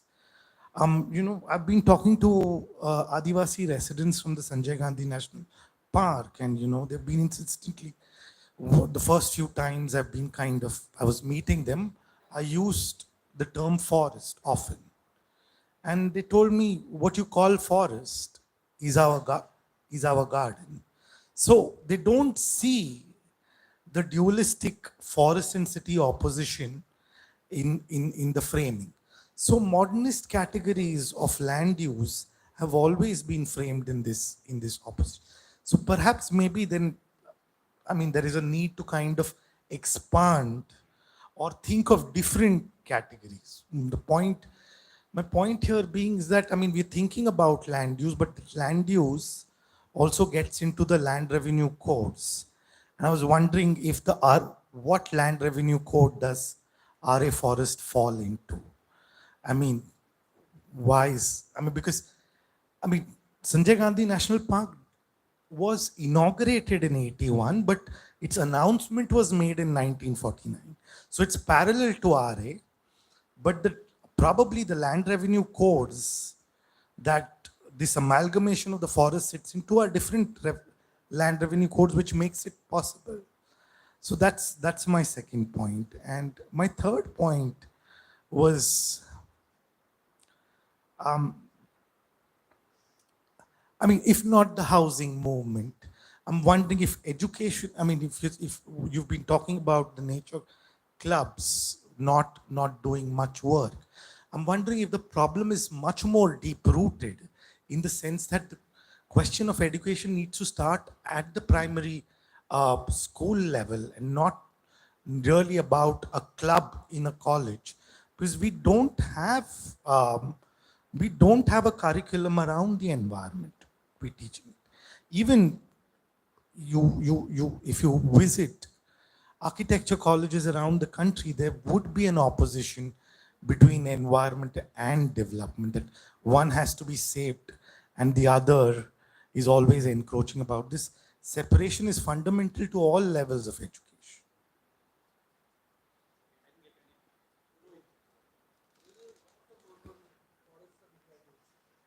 So great, thanks Rohit for posing those three questions, all of which would require, we'll definitely set separately and discuss. But to your first question, a lot of Mumbai's problems are so kind of deeply connected with our housing crisis and the artificial shortage which we created during 70s and 80s in FSI, which is a discussion which I've had with Mr. VK Fatak and others. That simple, when Mumbai needed FSI the most, post independence India, there are no growth centers. Mumbai is a magnet for everybody and anybody from around the country. Delhi is not a buzzing commercial space or NCR like it is today. Bangalore is still a garden city, nice climb and all that. Bombay is where the economic action is, where people, the phrase was na ki Bombay mein koi bhuka nahi sota. You'll get a vada pav also, lekin koi bhuka nahi sota. You could be a street sweeper, you could be cleaning the gutters. Everybody is making a beeline for Bombay. And what do you need? You need a roof immediately, right? Roti, kapda, makan. Your roti is your vada pav is you've got. Kapda is whatever you're wearing, you'll work with it. And then you need something to protect you from at least the monsoons and the sun. But your FSI is capped at whatever, 1.3, right? At island city and suburban city. Which means that on any given plot of land, you can't do anything. Your island city cessed buildings are already caught in the Rent Control Act, and all the 16,000 odd cessed buildings are in a dilapidated condition, which is where the political mafia or the real estate mafia moves in and starts providing, captures Dharavi, which is municipal land, defense land in Malad, Malmani, here, there, and is providing that very valuable need. I might become an auto rickshaw driver or a street vendor or anybody, but at the end of the day, in the night, I need at least the space within which Prasad and me are sitting to come and lie down on the floor. And I'll do, for toilet, I'll do open defecation somewhere, and for my bathing, I'll do something else somewhere. But immediately, this is two or three things start happening. From a capturing of uh, your natural areas, mangroves and other places, like a lot of, when you go up the New Link Road also. In fact, I have fought so many environmental microbials over here on the New Link Road. People are moving into the mud flats, into the mangroves, and before CRZ, you just dump debris and you're moving in and creating impromptu real estate. All the sanitation problems are a separate thing. But the most important thing, you've created an ATM for the political class. Even if they're charging 1,000 rupees, 2,000 rupees rental, whatever they're charging, it's all off the record black money. You're getting cash on a weekly, monthly basis. The same cash for which environmental organizations are so deprived, and they cannot, if I were to ask you guys an appeal, it'll be the usual ratio of 2% people answering. But in this case, there is no 2% ratio. 100% of the people have to make payment to the bhai, and that is fueling the political economy. And it is making these kind of interests more and more powerful. Powerful to the extent that they now completely write all our rule books. It is their value system and character which shapes everything: transport policy, environment policy, housing policy, everything. So, environment honestly becomes a very small subset, and housing is the real big issue. Our governance is the big issue, and how it completely disrupts our governance is really the big question. Environment is like a really small subset, and the enormous suffering. You look at the how people have had to go to stay in Virar and Kalyan, Dombivli on a daily basis. 10 people lose their lives falling off trains. Your land use could have been shaped. You could have given unlimited FSI in 1970s, right? Form-based codes or whatever you do, that as long as some minimum things are, take a 10 ka FSI, build as much as you want to build. Half of India wants to move to Mumbai, build. I mentioned in my book Mumbai Trans-Harbour Link. During 2014-15 itself, I met a couple of politicians. Na? He was the first one to tell me, boss, MTHL क्यों नहीं बन रहा है? I'll tell you क्यों नहीं बन रहा है. It is vested interest in South Mumbai which do not want MTHL to be made because land prices collapse immediately. I mentioned in my book that as of the year 2000, 1983, the JID Tata says, I will build it on my own money, the Mumbai Trans-Harbour Link. They're saying, no government money required, Mumbai Trans-Harbour Link, Tatas will build. By 2000, it is ready. Instead of Ulve lying like a dust bowl for 20 years, between 2000 and 2020, Ulve could have become a Manhattan connected by the Mumbai Trans-Harbour Link. You could have given an FSI of 25. Lo, jitna banane ka hai banao. There is the Mumbai Trans-Harbour Link. No concentration of. Now look at what you've done with Lower Parel. The residents have gone. The Phoenix Towers residents have gone, filed a PIL in Bombay High Court saying that traffic is becoming unmanageable. Emergency vehicles, ambulances during peak hours cannot go. We need an immediate freeze on new construction. The same Phoenix Towers people, etc., have been for 30 years sleeping. I mean, I have interaction with Phoenix Towers for walkability. Unke aage ka footpath, if you go to Phoenix Towers, there's a big garbage community bin. You know that. And you have to, chote se footpath ho jata hai. In 2017, as part of improving walkability on Senapati Bapat Marg, all that I wanted to do was the chota sa community garbage bin should come under the flyover, take 2 parking spots, bring it under that. Over 6 months, I'm working on it. One fine day, I'm taking photographs again for BMC. I'm taking photographs and then I start walking towards Lower Parel station. I've just entered the Sitaram Jadhav Marg, I think SG Marg, Sitaram Jadhav Marg, and somebody taps on my shoulder from behind. This kind of a burly guy, you can immediately make out henchman. And he's like, photo kyun liya? I'm like, liya maine. He's like, kyun liya? Typical, he was a Shiv Sena guy. You know, if you guys have been in the corner, I've been a couple of times with Shiv Sena guys cornered up. So he's like, chalo mere saath. At such times, you don't say no, you just go with them. So these guys then gherowed me, 30 of them, with all the abusers and barely coming close to beating me black and blue for just shifting that small bin from there and this proposal. So their thing was they wanted to irritate Phoenix Tower people. They saw them as the wealthy elite who've taken over their land and us as the poor people on the opposite side, and the David versus Goliath fight, and our small thing is. So Phoenix Tower people were nowhere in, I mean, I have interacted with them, etc. I mean, you guys keep sleeping here. These issues develop over 25 years. So the housing issue is absolutely paramount. Sorry, I've already gone too long into it. Land Revenue Code, again, a brutally colonial legacy. In 75 years, we've not been able to get over the colonial. Our own current rulers have completely borrowed the British codes, etc. because exploitative. They're the new exploiters. They don't want the laws to change. So it's a very detailed conversation. Unfortunately, I cannot the whole tribal thing also, and them calling it garden, which is right. Also, where it adds and where the point number 2 and 3 add is that, which is something which I've said for a long time, that I dislike using it, but I use it sometimes, and my Hindu right friends get immediately angry with me, that Hindus have a very poor environmental ethos, period. Ethos, very poor environmental ethos, very poor. I mean, if you can't keep your Gangas and the Yamunas of the world clean, there is no point in talking climate change and other issues here, period, simple. हाँ, आपके मीठी पोईसर दहीसर कोई साफ नहीं है, गोदावरी साफ नहीं है, कृष्णा साफ नहीं है, कावेरी साफ नहीं है, nothing. You can't damn manage your bloody rivers, यार. Forget talking about RA and climate change and what is happening in the Arctic and polar bear and Amazon, etc. I came on a discussion on NDTV for Mahakumbh, and that was my only thing. That's what I've been saying, that मेरा Mahakumbh वो 7 जनवरी को I came on a discussion. I'll share the link with you. I clearly said, yeah, I mean, I was tired. I said, for 25 years, we are saying Mahakumbh should be used. Do whatever you want to do. And I'm astonished about how much sins Hindus do कि उनको इतना डुबकी मारते रहना पड़ता है, पाप धोना पड़ता है. इतना पाप करते क्यों हो यार? पहली बात, पाप मत करो और फिर धोने पे मत जाओ यार. Simple equation. Simple. I don't understand. Yeah, I've not been to the Dam Kumbh. Even if I go, I don't know. I'll maybe pee into the Ganga. Yeah. So the whole idea is that first clean up your rivers. And in that TV discussion, that's what I'm saying. Nowhere in the world have rivers been elevated to the position of Ma. Nowhere.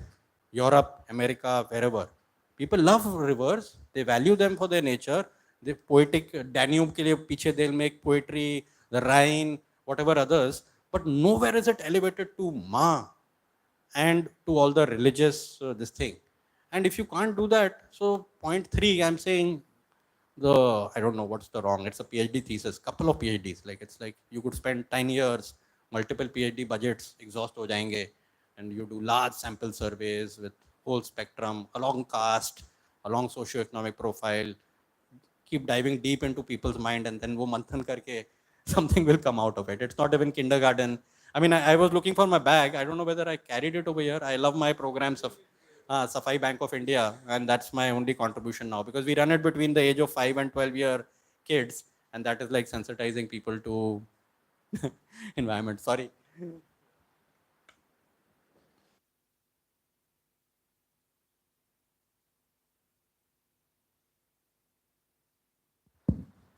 Anuj? I'm asking them because one lives in the fishing village and one lives in the forest. So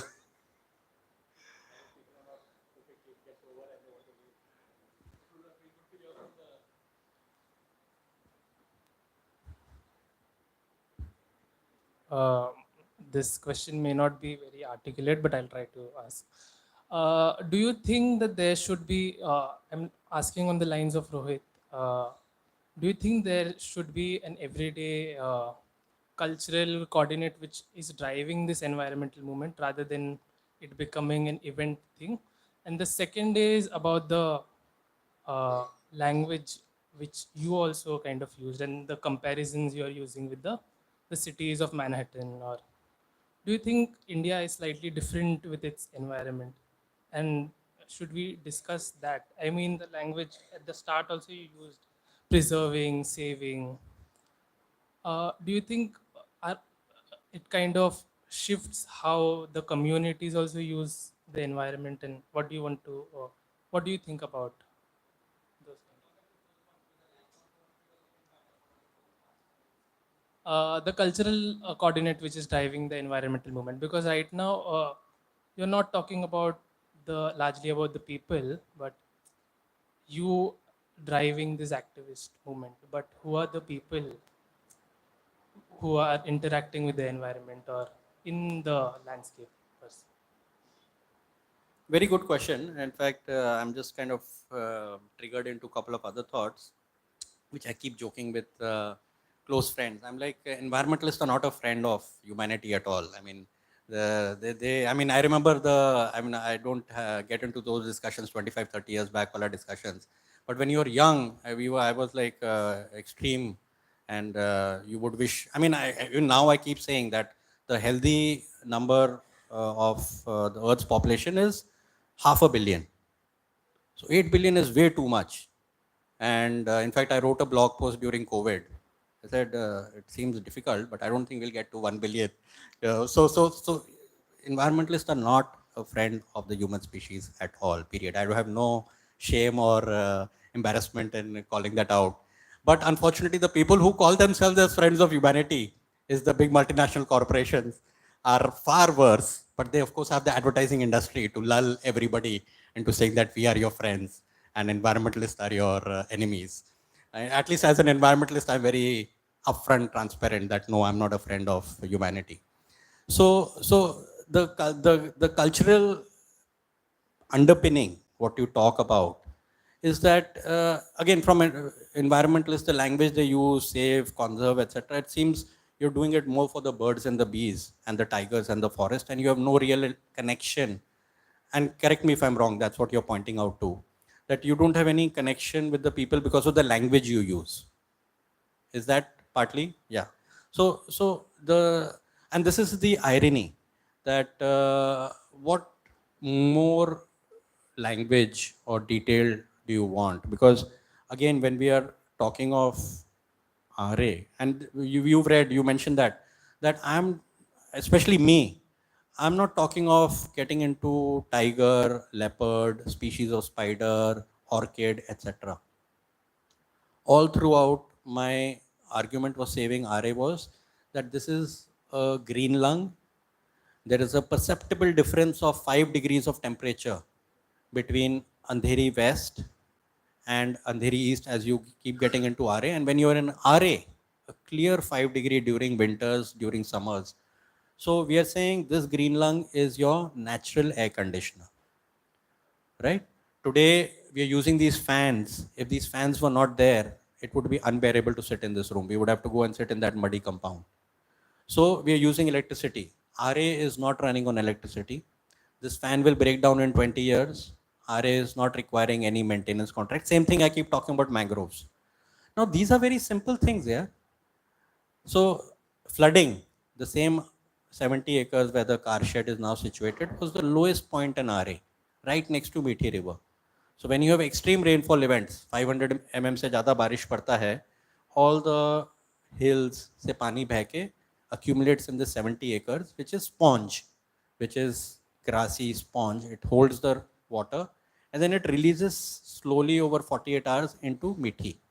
Now when you completely concretize it, so this is the flooding issue. Your Bombay International Airport is down below. So it's a flood prevention. So there are a lot of other, what we call as ecosystem services. And I don't know, I mean, it's a language issue, but how much? I mean, for whom? For whom? I mean, not the educated, right? I'm not talking to the 50% people staying in the slums. But 50% people in the city are clearly educated and can understand these things. More than happy for a rebuttal.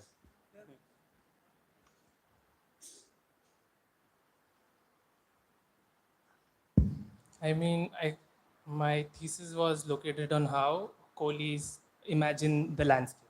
So I'm talking from that point of view, and as a coolie, I'm speaking on those terms. What your language is kind of doing is the opposite, I feel. I think, from what I understand, or preserving is not doing that. For example, coolies inhabited the mangroves. There was a cycle which they were involved in, and in that inhabiting, they kind of saved the mangroves. But now, when you call it as saving the mangroves, we are not allowed to enter the mangroves. So then it is not like the builders are not building on it, they are. But the people who were kind of involved in the cycle and the everyday care are not involved. So what do you think about that? I'm happy to separately sit, and maybe you want to facilitate another discussion over here where we spend 2 hours. Coolies is a big trigger point for me, because 2000, I have interacted with enough number of coolies from here till Palghar, enough. All the inhabitants from Machimar Nagar at Kolaba till Versova, Koli village, which is closest to me, Khardanda, this thing. My big complaint between 2002, and I also get triggered, I immediately remember Jairam Ramesh, 2009, my first interaction with Jairam Ramesh. I'll come to that separately. I never found coolies to give the kind of support to the mangrove conservation movement which should have come. And whenever I visited, say, Versova Kolivada or Machimar Kolivada, deeply politically divided community. आधे लोग quarter people with NCP, quarter with this thing, quarter with that one. With coolies, I will immediately bring in the Agris. Deadly combination. I don't need to tell you about the Agris, what is happening. Let's start discussing Agris from Palghar and Virar up till Panvel and Raigad. Who the political leaders are, what exactly is going on. So don't, I mean, I I get fed up and I get pissed off with this indigenous communities, indigenous people discussion. This is good for PhD people, good for TIS, etc., making your career, going and making discussions at UN. Talk to grassroots activists and you'll get the reality. Whether it is Adivasis, Kolis, anything. In fact, people who are not speaking a congenial language, people like me, others, are doing far more for indigenous people than those who talk a language, which is good to hear, but does nothing. Which is good to hear, but does nothing. You don't want me to do a PhD thesis on all the agri-political leaders in the MMR region. Let's not get there also. So these are the people, and this is generically, I keep saying for all of India, that sons of the soil are the worst enemy of the soil. Talk about Uttarakhand, talk about Uttar Kannada, talk about Orissa, talk about Assam. Maharashtra is a great case study. This whole emotional thing which is made, nahi, we will, because I think in Mumbai, far more non-sons of the soil are working for Mumbai's environment or Maharashtra's environment than sons of the soil are working. And Kohli's is like between 2002-12, nothing. Oh, Jairam Ramesh, August 2009, I first meet him for CRZ, this thing at Rabindranath Mandir, Prabha Devi. And I pose an important question to him. I don't remember the question. He just conveniently ignores. He wants to sit with a couple of Kohli women on the stage and try very sympathetic to them, gets a nice photo op. That's it. So this is how the whole narrative gets built and exploited by politicians. Oh, we are working with indigenous people, tribals, Kohlis, etc. Kiran Kohli is a good friend, or used to be a good friend. I haven't met him since 10 years. But Kiran Kohli used to be the representative, and I used to raise these issues with him. Bolte Rishi bhai, chodo na yaar, ye sab kya hai, ye wo. So there's a lot of issues. There's a lot of nuance, I think, to that. You might not agree, but I think Rishi, you are misreading his what the point that he's trying to make. I mean, I will strengthen that by my recent visit to Sundarbans, where it's a very, very, very aloof village, and it doesn't even have the kind of embedding that the Kohlis have in the city life here. Okay, and the Adivasis in the Sundarbans now have to take a special permission from the BSF forces to enter into the forest, because that's where their survival depends on. They collect forest, stuff, crabs and fish and herbs and all those things from the forest, which was once openly accessible to them. So I think what he is trying to say is that, and because their everyday survival depends on that, is why they preserve it also. I think he is trying to point out that essential relationship between how people develop a attitude towards environment. So there's a specific axis through which environmental movement and its remedies, if we may say, are imagined through such a relationship, versus a bourgeois kind of axis where you think of it as a green lung, which is like something that supports you, whereas something that is intrinsic to you. So I think that is what he is trying to, and in that, of course, there are nuances, because it is politicized through a political structure. So I don't what and that's where I was thinking that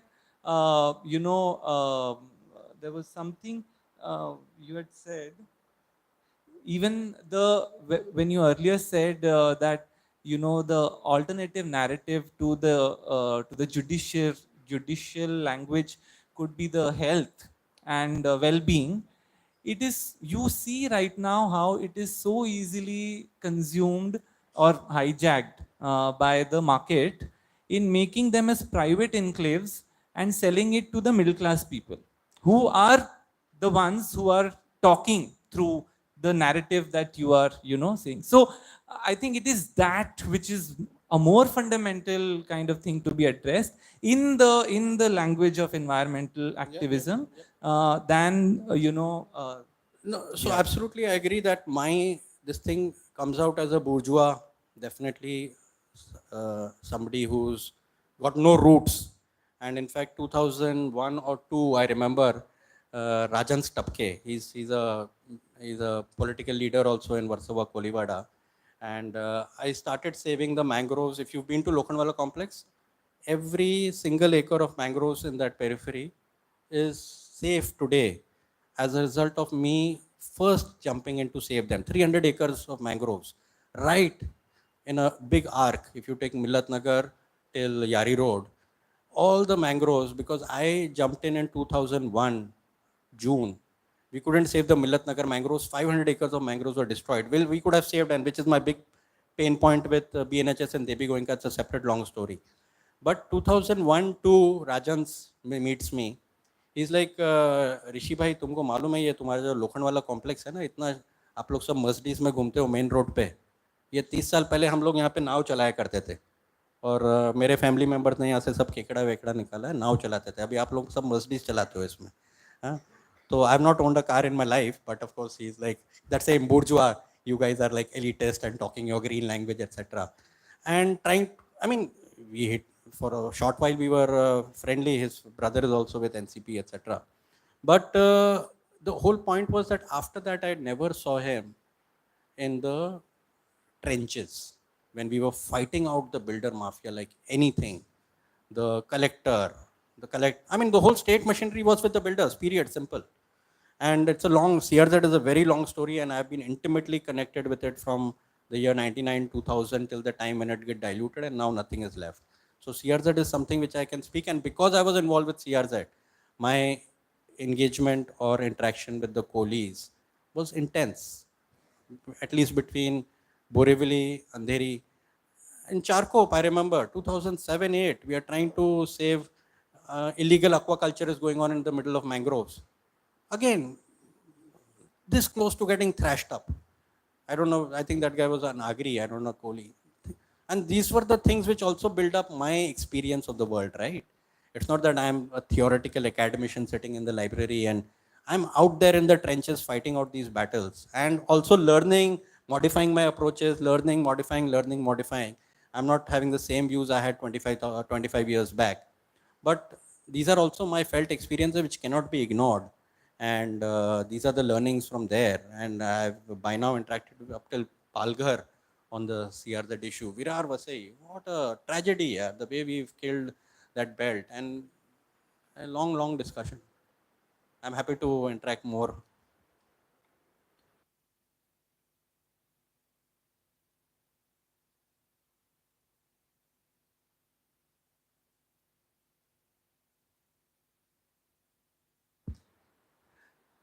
I know. I mean, I know where Rishi is coming from, and it's very far away from Amita Bhaviskar's flat bourgeois environmentalism. Actually, it's it's. I mean, that's what I was saying. That if you look at him as a activist resisting constantly the uh, power and the force of power, and and he recognizes force and politics from all sides, whether it is the force of an industrialist or the force of a community, you know and I think that's where he's coming from, and it's evident in the book the way he kind of goes about discussing his engagements with so many actors and stakeholders across so many terrains, of economy, politics, geographies. Uh, it is at the same time also understand Sharvin's struggle with trying to identify where am I in this whole discussion, where am I in, I have been engaged with the environment for generations and generations now, and now I'm kind of not even allowed into my this thing. So there is that dimension. So I think the movement will only kind of strengthen by these interactions and this kind of clarification, whereas there is also a risk of weakening it, but there's also a possibility of strengthening it with articulating what is uh, uh, or churning, yeah, inconvenient for both of us, for various actors. I think what is important again, going back to the book, it's, I mean, he leaves us with several questions. You know, uh, questions on judiciary, questions on discussions, on discourse, on activism, on environmentalism, on a variety of things. And I think that is the provocation which the book provides through a biographical form. And I think that's the strength really of the book. It's 8:25. It's and I'm happy that so many of us are here. Thank you so much, Rishi, for presenting that and interacting so openly and being so open, like you always are. So thank you so much for coming to see. Uh, uh, uh, next week, I think, is another session. It's online. Next week is online. Um, uh, she's really a bookmaker. She thinks of a practice as making of books. Shweta Sarada from Delhi. It'll be online. So that's next week. That is 7th of March. Yeah. Uh, Again, thank you, Rishi. Thank you so much. Yeah.